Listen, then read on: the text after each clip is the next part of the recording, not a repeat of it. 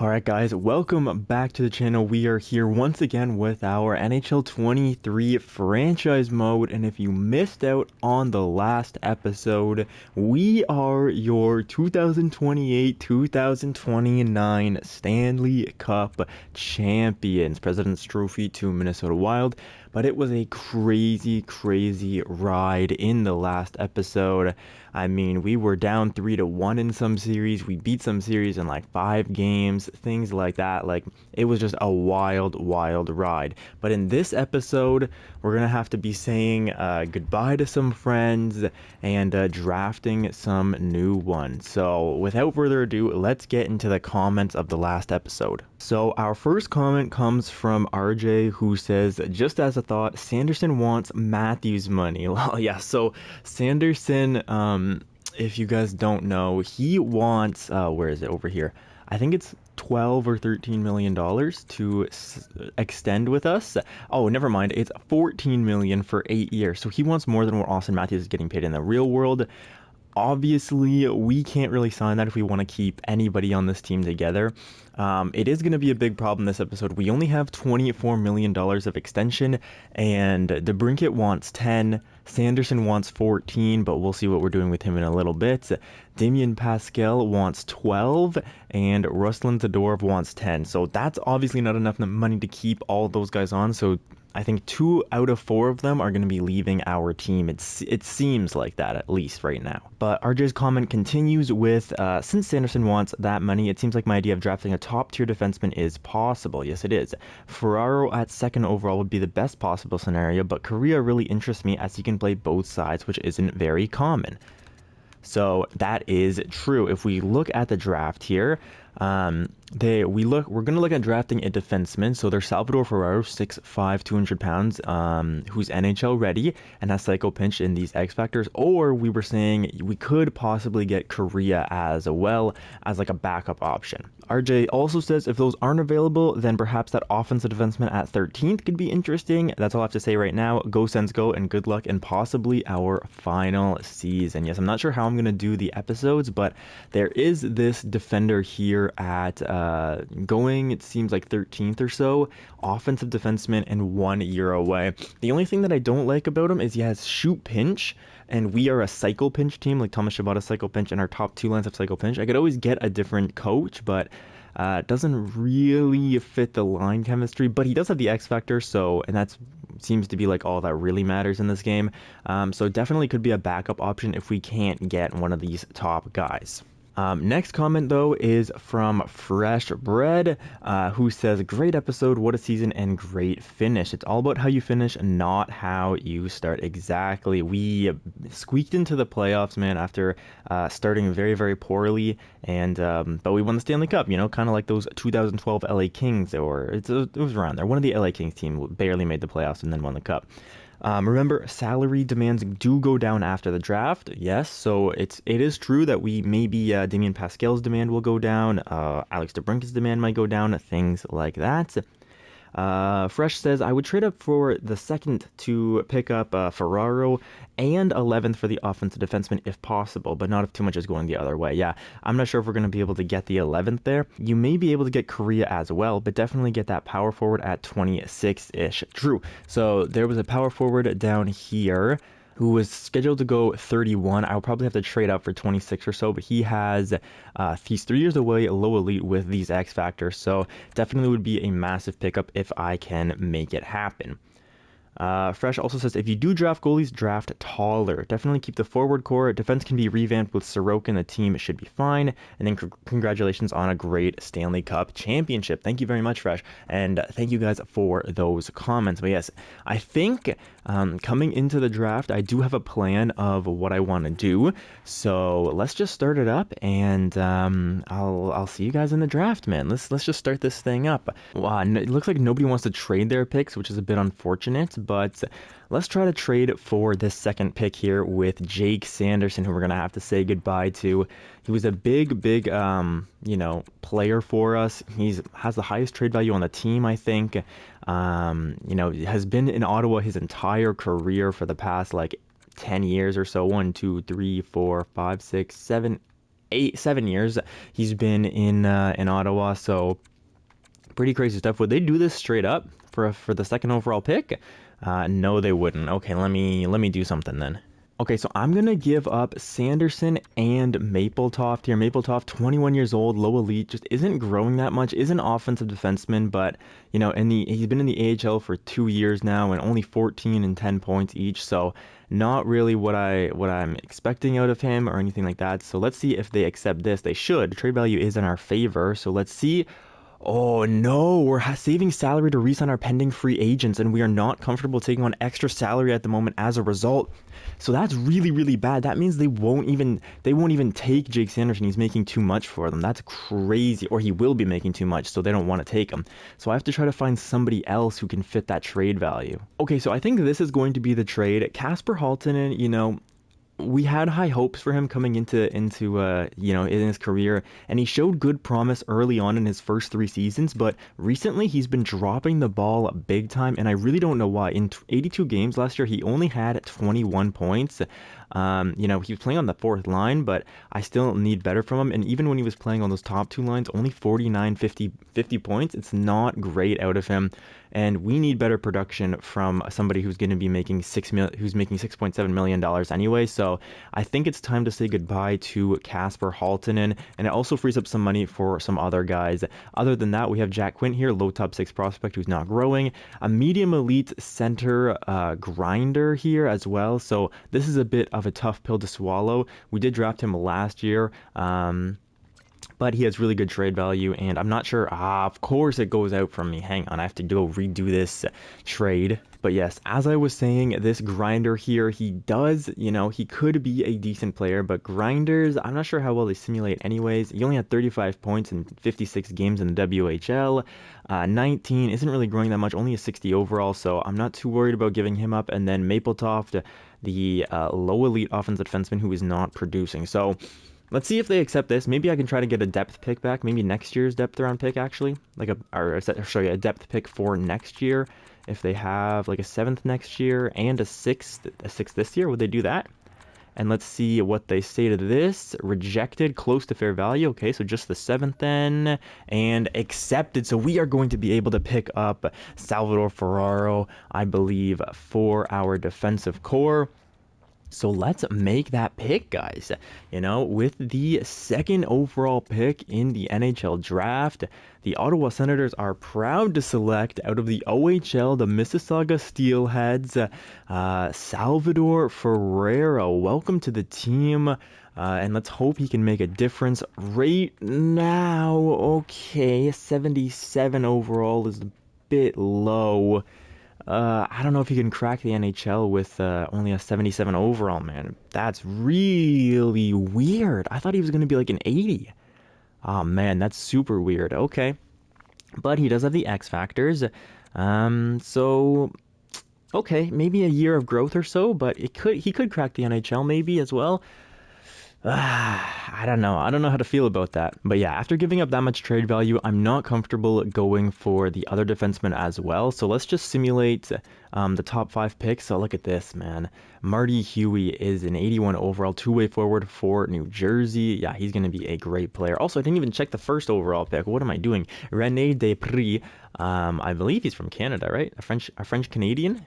I don't know. I can't look at his nationality, but a playmaker with 88 passing. Yeah, he'll be a good player as well. So right now it looks like we kind of got the short end of the stick. What's this other defenseman though?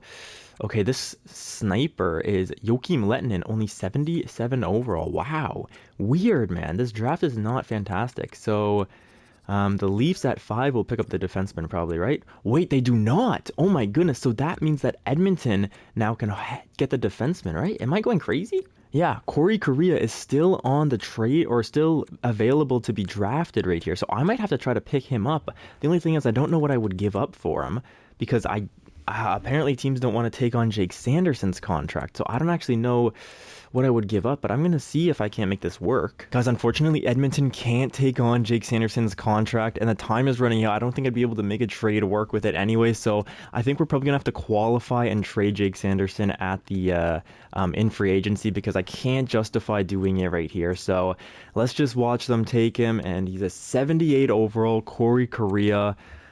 You know, he looks pretty similar to the guy we drafted anyways, and I don't want too much of a logjam in the system, so we picked up Salvador Ferraro, 2nd overall, and we gotta trust that he can produce for us. Maybe in the NHL, maybe not in the NHL right away, but I still have a few trades to make. I want to pick up that power forward out of round 26. So let me see. Yeah, I'll trade for. Actually, I think I can trade for Minnesota's pick probably and be okay. So let me do that real quick. Okay, so this is the trade I am looking at for the Minnesota Wild. I think so. We're gonna swap 1st round picks, and then basically I'm gonna be picking up, let's see if I can pick up a 6th actually from them, because I don't know how much it costs to trade up in this game. So let's see. Accepted. Okay, so we get rid of a low prospect who wasn't growing anyways, and we move up to be able to select this power forward at number 28 here. So let's take him with the 28th overall pick in the NHL draft. The Senators are proud to select from the WHL, the Calgary Hitmen, Cam Alexi. What a name. I love that name. A low elite power forward with really good X factors that I'm super happy about. Also a pretty okay shot and physical category for 65 overall. Let's also look at who else went in the draft. This medium elite grinder. Yeah, we were looking at him, but the grinder, I don't really know how I feel about grinders, man. I feel like they don't really grow that well. Medium top 6, medium top 4, two-way defender here. Okay, where's that offensive defenseman? That's the only other guy that I was like looking at really heavily, because you know he obviously could be, yeah, in a year or two he'll probably be a 6th pair defenseman. We also have to think that we're only probably going to be doing maybe 2 more years of this series, so I'm not sure how it's going to pan out, but I'm sure he'll be a good producer for the San Jose Sharks there. Unfortunate, but I don't really have much trade value anymore at the moment. There's Korea, so that's all the draft picks of this round, and now it's time to move to round number 2. Okay, so I'm looking around the 2nd round where we're picking, and I found this guy, Angelo Cleary, excuse me. He's a 2-way defender. So we're really shoring up the weak defensive category that we have right now. And look at this, he has a lot of X factors: zone ability, tape to tape, thunderclap, 1T, elite edges, and yoink. He also has cycle pinch, which fits our style. Excuse me, I can't talk. So I really want to try to trade up for him and pick him up maybe around 51, 52 or so. I think that would be a very good addition to our draft pool. Okay, so I'm going to try something like this here. We're going to trade for the 52nd overall pick. We're going to use our 7th to trade up for it, and they accept that. So that's fantastic. We're going to be getting another, elite defenseman in the prospect pool, which is lovely to see. Let's just see who else went in this round. A lot of medium top 6s, medium top 6 forward, excuse me, and some medium at top 4 defensemen here. So far, nothing crazy in the overall category. This guy's pretty good. Medium top 6 center playmaker with tape to tape. That'll be a good pickup for Winnipeg. Also, this guy, power forward. Wow, okay. So there are some like fringe NHL guys. What about the end of the 1st round? I won't do this every round, obviously, but just while it's here. Yeah, so as always, the end of round 1 is way worse than the start of round 2 here. Like once we get around here, or the middle part of round 2 is always way better than the end of the 1st round for some reason.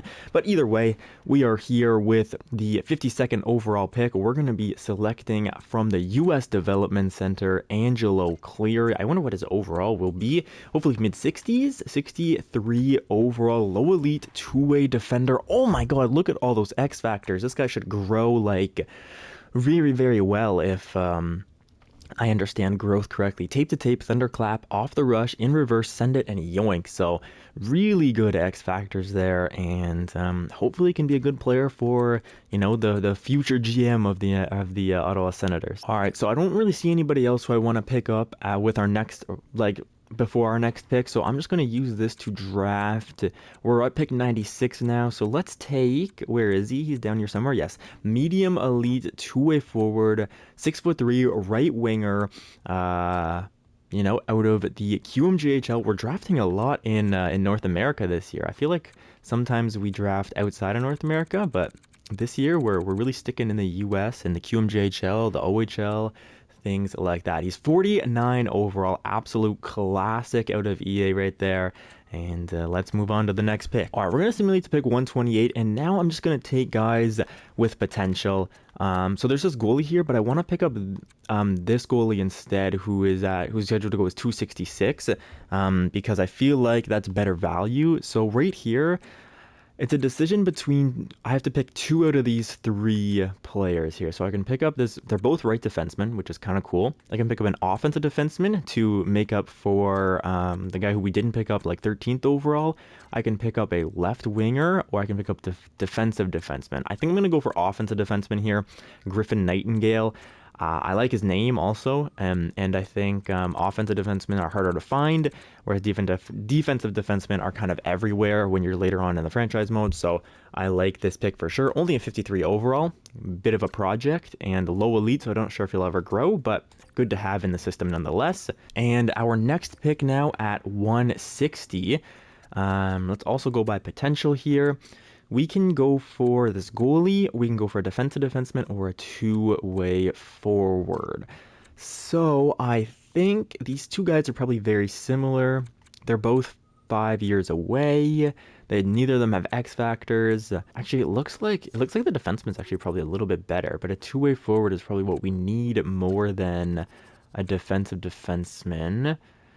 So, same age? Yeah, they're the same age as well. I'm going to pick up the two-way forward, Rudy Spiller. Let's see what he says from the OHL. He's 52 overall, two-way forward, low elite, with 1 star to half a star everywhere. I love to see it there. And then our last pick of the draft, I think, at 188, is going to be a goaltender, and it's going to be Timofey Perazingin. Oh my goodness, what a name. Oh, but he's 20 years old. I didn't realize he was 20, but can't go back now. We're going to pick him up. He's got good trade value, so at the very least, we can use him in a deal at the trade deadline because he's 20. I didn't realize he was 20, but either way, that's probably it for our draft now. Yeah, let's sim the rest of the draft, and let's get to the re-sign stage where we have some big-time decisions to make. All right, so now is the moment of truth here. We're here at the re-sign stage. I will sign on these two guys, though. Keegan Keatley, we drafted in the first round in 2027, so 2 years ago. Great X Factors, is a sniper as well with 5-star shooting. Yeah, I'm definitely going to sign him on. He's going to be playing for us, probably third line time, I would assume. But a great left winger for sure. And even, I think I should sign Robert Alfredson as well. I won't sign him just yet. I'll get your guys' thoughts on it. Do you think I should pick him up? A two-way forward. He has great stick checking, 89 stick checking, 85 defensive awareness, 90 passing as well. So could be a very useful guy for us. Only 79 overall, but I will show you what he is at the start of next season as well. But this is where the big, the money moves come in, right? We have $30 million of cap space, and all these players want quite a bit of money. Okay, for 2 years, we can get Alex DeBrincat at less than $10 million. Might have to break out the calculator here. Jake Sanderson wants $13 million for 7 years. Yeah, Jake, you're going to get traded, bro. I don't think I can do that. But let's see, Damien Pascal for 7 years wants 12 mil. Oh my goodness, Ruslan Zadorov wants 4 years, 10. So somebody's getting traded. Maybe, I think 2 of these guys are getting traded because we still need the rest of the team as well. So for example, looking at forwards under contract right now, we have Tim Stützle. So that's 1, 2, 3, 4, 5, 6, 7, 8. Yikes, man. 9, Christian Havlik can come up now. Christian Havlik, 79 overall. You're good enough to play. Playmaker, 87, only 82 passing as a playmaker. Weird growth out of Christian Havlik. But he's a 79 overall. He can probably play. So that's 8, 9, 10. Yeah, we need like 3 lines worth of players, and we have $30 million. So I don't know how this is going to sort itself out. We can have Ruslan Zadorov as a center here. I think Damien Pascal's the odd guy out. 38 goals, great goal scorer, 69 points. He was here for 3 years, won a Stanley Cup with us, but at the end of the day, I just think he's the odd guy out. So let's qualify him. Ruslan Zadorov here wants 4 years at 10.7 mil. You know what? Okay, I'm just gonna deal with the Brinket first because I know I can get the Brinket fairly cheap. Should we do 1 year or should we do 2 years? 1 year. Now let's do 2 years at what's 90 or 85% of 9.975. So it's around 8.5. I don't think he'll sign on for 8.5. So why don't let's do 8.75 for Alex DeBrincat for 2 years, and that gets us down to, we still have about $21 million to sign. Yeah, so if we end up signing both Damien Pascal and Ruslan Zadorov, we would have our 12 guys out there. We would have Stützle, DeBrincat, Pascal, Zadorov, Reimer, Kilger, Batherson, Tootin, and Berkeley Catton, and then Keegan Keatley, this guy Corrado, who was a second-round pick 3 years ago, and we could have Havlet or Alfredson or Ridley Gregg or guys like that. So we do have enough forwards for it to work. The only thing is I don't know how much I'm willing to spend on these guys, because Damien Pascal wants so much money, and he's no longer an RFA after this year, so that's pretty rough. Ruslan Zadorov wants a fairly reasonable deal, but 10 mil for Ruslan Zadorov seems crazy to me. And defensively, obviously, without Jake Sanderson, we're looking not bad, but not as good. Definitely not as good as if we have him, but I can't pay him that much money. $14 million is ridiculous, so I can't pay him that. I'll have to trade him. There's Thomas Chabot here, Rasmus Anderson, Noah Dobson, Vladislav Gavrikov, Jake Clemenson, and Kevin Ball. So what I could do is I could trade Gavrikov, who's making $5.5 million as an 83 overall. I could sign either Peter Louis, who was a defensive defenseman, 6th round pick last year, who grew to a 79 overall. Could sign him, trade Gavrikov, and then we would have enough money for it. And we also have Salvador Ferrero here as well. So that could be, that's actually I think that's actually a good idea. The only problem is, actually, no, that's not a problem at all. Yeah, Gavrikov can go. We can maybe sign Jake Sanderson even after that with $5 million extra dollars. Okay, so I guess I'll try to keep this core together somehow. But who's more important? Is it Damien Pascal or Ruslan Zadorov that's more important? All right, so for 2 years for Ruslan Zadorov, I'm going to try to give him $9.25 million. I don't know if he'll accept it, but if he will, that would be a massive steal for us. And then also with Damien Pascal, I think he just wants way too much money. I can do 1 year with Damien Pascal. And I'll do the same type of deal. I'll do 1 year, $9.35 million for Damien Pascal and see if he signs on to that. Those will be the contracts I offer out to the main guys. I've just been sitting here talking to myself most of this time. I don't think Tyler Boucher will be coming back with us. But yeah, I've just been sitting here talking to myself. This is going to be an editing nightmare, but I'm going to, sign these type of guys on, low elite players and things like that. And I'll get back to you, I'll simulate a day and then I will definitely get back to you guys. Actually, that's all I have to sign. Okay, fair. So you can get released. You're a medium top 9 and all these guys can also get released as well. So let's see what those players have to say. I'll have to sign Alfredson to a contract, but I'm not sure if he'll play in the NHL. So we'll do that. Now let's see what everybody says. Oh, also goaltending wise, I forgot to show you guys. But Pyotr Kochetkov is wanting $4 million for giving me an under 900 save percentage. So he's going to be gone. We'll pick up this guy, high elite, or we'll sign him to his entry level deal. Levi Marilainen has been fairly okay. He wants league minimum. Yeah, he wants a 2-way contract. You can sign on, but Pyotr Kochetkov will not be. So let's see what DeBrincat and Damien Pascal and Ruslan Zadorov say to those contracts and see what they're saying. I was clear on how long I'm willing to stick with the team. Each of them offer something different. Okay, then yeah, we're gonna get a lot of signings like this. So Damien Pascal wants more money. All right, that's kind of rough. Ruslan Zadorov also wants more money as well. Okay, fair enough, fair enough. So let's see. So DeBrincat wants a 4-year deal, but I don't want to give him a 4-year deal. 4 years is kind of a long time, but the series is probably ending after 4 years, so maybe we could do it. But I'm gonna go back to 2 years. All right, we're gonna go 2 years, 9.5 for DeBrincat. Let's see if he signs that. Then for Damien Pascal, I'm gonna go 1 year. Nah, he wants so much money though. I'm gonna have to go like 9.7 probably.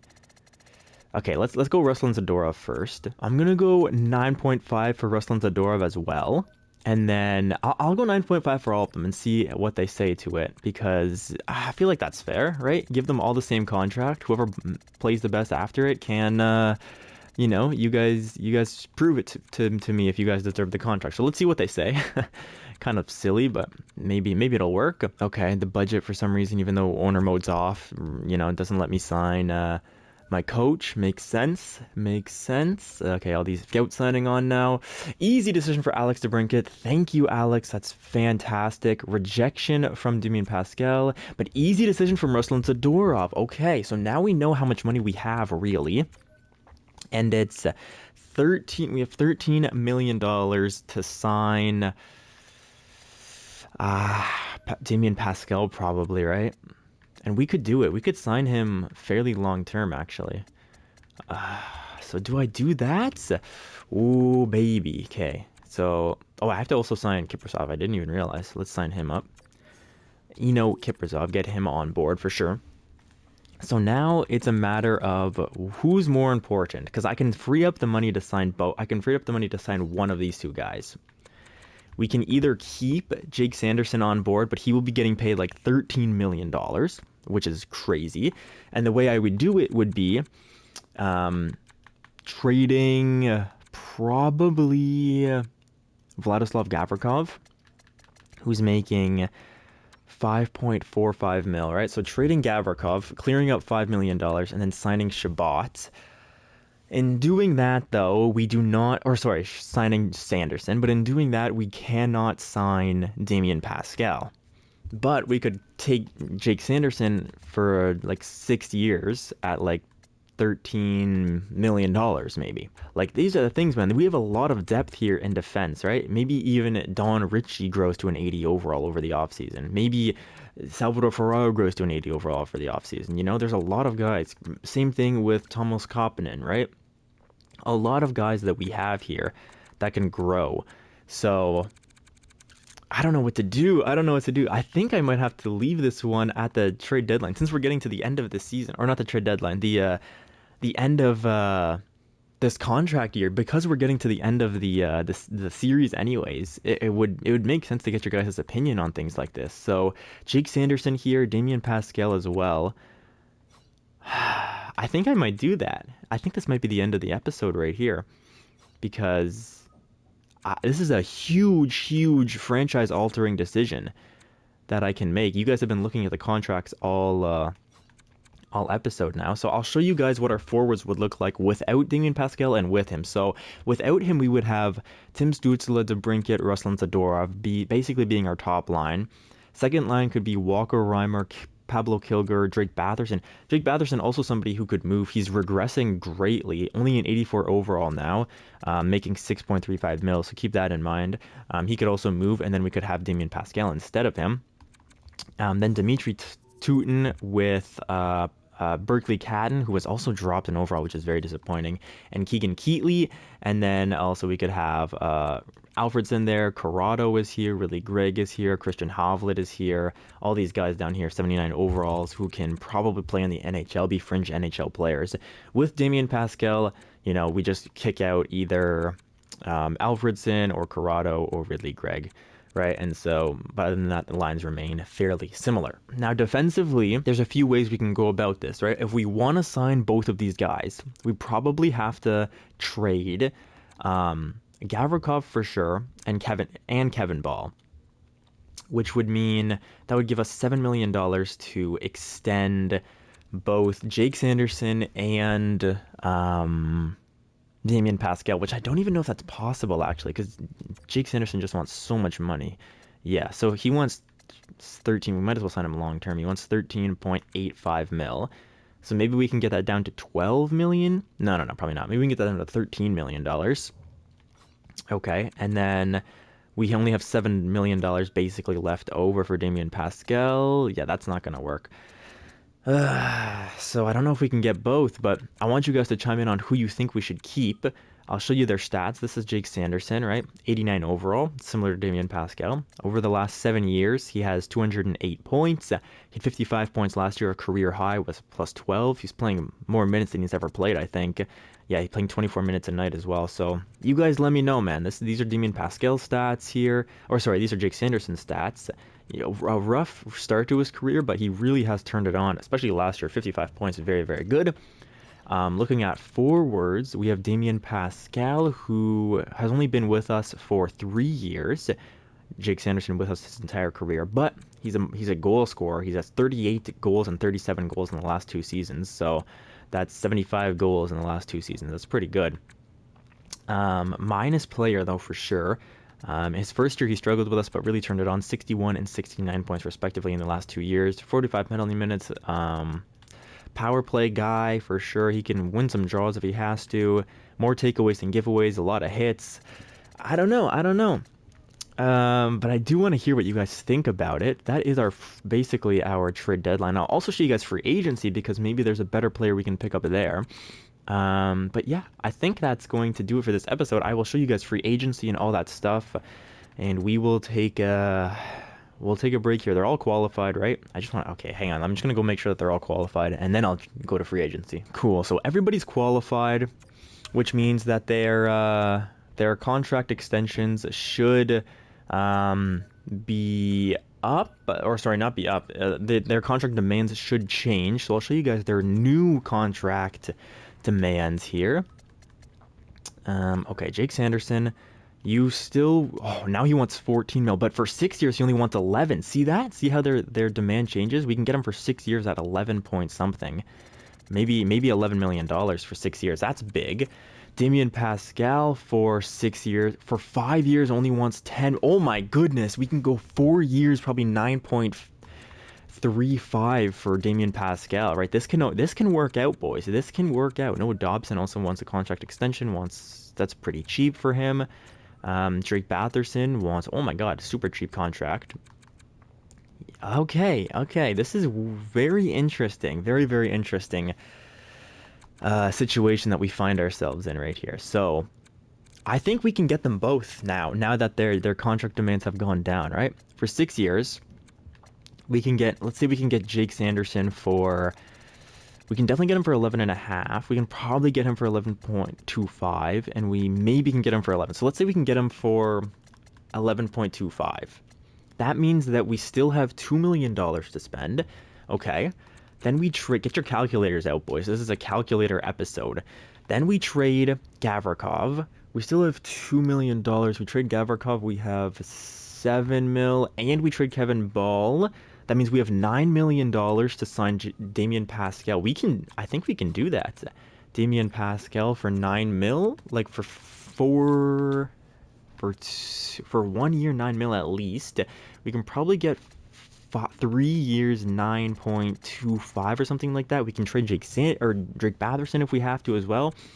I think we can do this. And then the main roster forwards would be Stützle, DeBrincat, Pascal, Zadorov, Reimer, Kilger. Drake Batherson playing third line time anyways is too low for him, making $6 million playing the third line. So we probably trade Drake Batherson. It could be, so then it would be Stützle, DeBrincat, Pascal, Zadorov, Reimer, Kilger, Tootin, Catton, Keatley, and then Alfredson, Corrado, Gregg.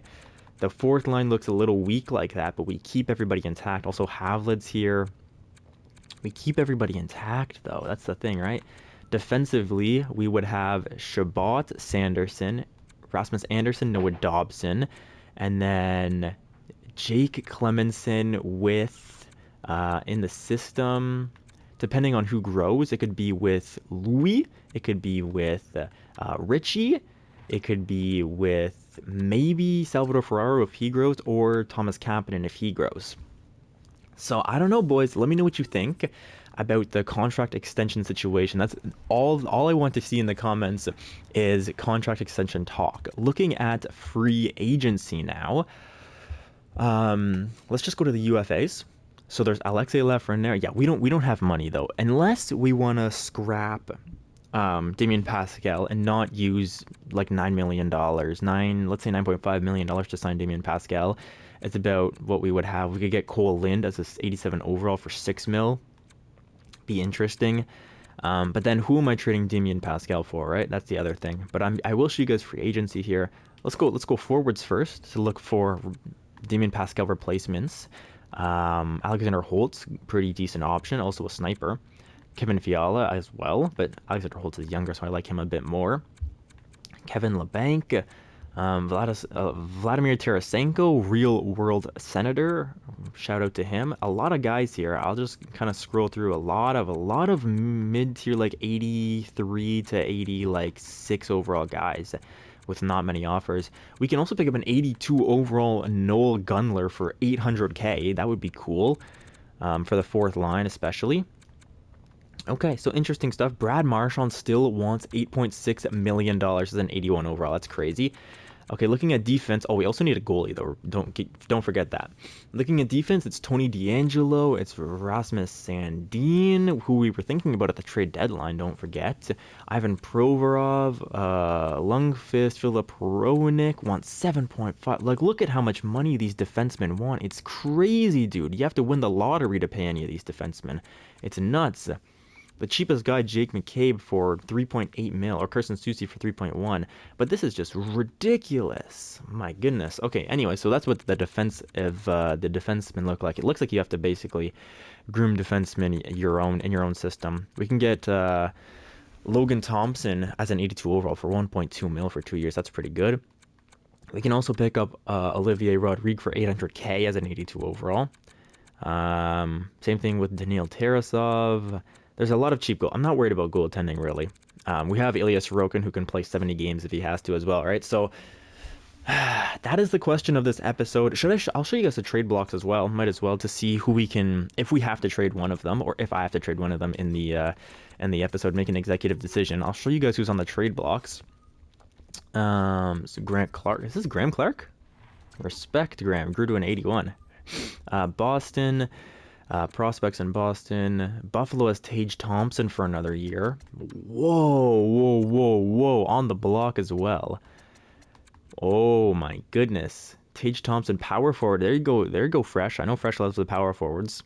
Okay, that's pretty interesting. What are his goal totals like? 34 goals this year, 24, 28. Definitely like a 30 or a 20, mid-20 goal guy on an expiring deal as well. So we could trade Damien Pascal for Tage Thompson, and that could be a 1-for-1 deal, you know, something crazy like that. Calgary, nobody. Carolina with Josh Morrissey, but making a lot of money. Chicago, no. Colorado, not really anybody. Columbus, nobody. Dallas, nobody. Detroit has Marco Casper on their block as an RFA, which is kind of weird. Well, not weird. They also have Ryan Pulock. Edmonton with prospects. Florida, nobody. LA with their whole team on the block. What value? Gabe Vilardi, 85 overall, only making 3.285 mil. That's pretty good. Minnesota, Eriksson Ek grew to an 89 overall. Oh my goodness. Oh yeah, probably playing with Austin Matthews and Kirill Kaprizov, right? Nashville, Samuel Girard. New Jersey, nobody. Islanders, nobody. Rangers, no one. Philadelphia, Pittsburgh. I mean, nobody. I guess it makes sense, right? The offseason just started. People got to evaluate their teams, and we have evaluated our team, and I think it's possible to keep them both, but I don't actually know. I'll have to really crunch the numbers and do the math. But that's everybody on the trade block. So we're going to end this video here, a short video, but we might as well keep them short, right? I'm not sure how much longer we have in the series. So if you like the video, give it a like, comment if you're new, and subscribe, all that stuff, guys. You know what to do. You've been on YouTube for long enough, and I'll see you guys in the next one. Have a great rest of your day, everybody. Peace out.